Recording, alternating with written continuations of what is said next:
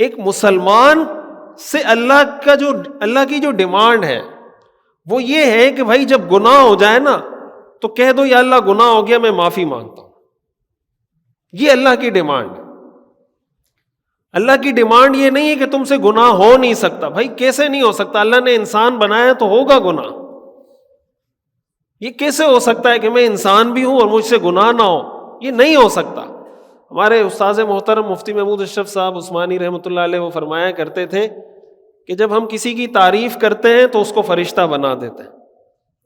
جب کسی کی تعریف کرتے ہیں تو اس کو فرشتہ بنا دیتے ہیں، اور جب کسی پہ تنقید کرتے ہیں تو اس کو شیطان بنا دیتے ہیں. تو وہ فرماتے تھے کہ انسان نہ فرشتہ ہے، انسان نہ شیطان ہے، انسان انسان ہے. انسان نہ فرشتہ ہے، انسان نہ شیطان ہے، انسان انسان ہے. ہاں انسان شیطان کب بنتا ہے؟ انسان شیطان اس وقت بنتا ہے جب وہ گناہ بھی کرے پھر اس گناہ کی جسٹیفیکیشن بھی دے. یہ شیطان کا کام ہے جو ابلیس نے کیا تھا. اللہ نے فرمایا سجدہ کرو، اس نے کہا نہیں سجدہ نہیں کرتا. پھر آگے سے یہ بھی کہا میں کیوں سجدہ کروں، میں آپ کو لاجک دلیل دیتا ہوں کہ میں اس سے بہتر ہوں. کیوں؟ اس لیے کہ مجھے آگ سے پیدا کیا، اس کو مٹی سے پیدا کیا، آگ مٹی سے بہتر ہے، لہٰذا میں اس سے بہتر ہوں، میں کیوں سجدہ کروں. یہ لاجک ہے نہیں ہے. اور لاجیکلی اگر آپ سوچیں تو بات ٹھیک ہے، غلط ہے، لیکن یہ لاجک کس کے سامنے چلا رہا ہے؟ شیطان. اللہ کے سامنے. اب اگر اللہ تعالیٰ نے کسی چیز کو حرام کر دیا، زنا حرام ہے، جب حرام ہے تو حرام ہے.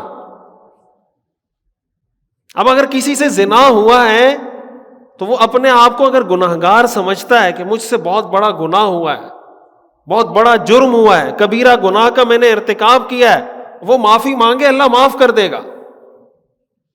کسی نے شراب پی ہے، اس کو پتا ہے کہ مجھ سے اتنا بڑا گناہ ہوا، اتنا بڑا جرم ہوا کہ ایسے آدمی کی دعائیں قبول نہیں ہوتی، ایسے آدمی کی مغفرت نہیں ہوتی، لیکن اگر اس کو گناہ کا احساس ہے، توبہ کرے گا، اللہ توبہ قبول کر دے گا.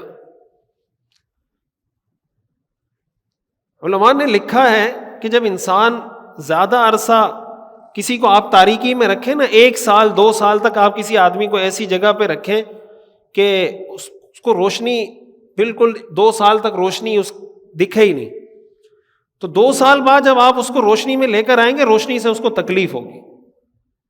ایسا ہے یا نہیں؟ 2 سال کسی کو اندھیرے میں رکھیں، جب 2 سال بعد اس کو روشنی میں لے کر آئیں گے، اس کو روشنی سے کیا ہوگی؟ تکلیف ہوگی. حالانکہ روشنی سے تکلیف نہیں ہونی چاہیے. اس کو کیوں تکلیف ہو رہی ہے؟ اس لیے کہ وہ 2 سال تک اندھیرے میں رہا ہے. اللہ کی جو نافرمانی ہے نا، قرآن نے اس کو ظلمات سے تعبیر کیا، اندھیرے سے تعبیر کیا ہے. اور اللہ کے حکام پہ عمل کرنا، دین کو اللہ نے نور سے تعبیر کیا، روشنی سے. علماء نے لکھا ہے جب ایک آدمی گناہوں کی زندگی گزارتا ہے نا، اور گناہوں میں لگا رہتا ہے، اس کا نقصان یہ ہوتا ہے کہ پھر جب دین کی روشنی آتی ہے، اس روشنی سے اس کو تکلیف ہو رہی ہوتی. اور اسی طرح علماء نے لکھا ہے جب کوئی امت، کوئی قوم ذلت میں رہنا سیکھ جائے، غلامی میں رہنا سیکھ جائے، اور ایک عرصہ وہ غلامی میں گزار لے، ذلت میں گزار لے، ایسی قوم کو جب عزت ملتی ہے اس کو عزت سے تکلیف ہوتی ہے. کیوں؟ اس لیے کہ وہ غلامی کی عادی ہو چکی ہے. کہتے ہیں نا کہ زنجیر سے بھی محبت ہو جاتی ہے. کسی کو زنجیر لگا دے نا تو جو قیدی ہوتا ہے اس کو بعض اوقات زنجیر سے محبت ہو جاتی ہے. اگر آپ زنجیر کھولیں گے اس کو تکلیف ہوگی کہ آپ یہ زنجیر مجھ سے کیوں لے رہے ہیں. اس کو یہ احساس نہیں ہوتا کہ یہ زنجیر جو مجھ سے لے رہا ہے مجھے آزادی مل رہی ہے.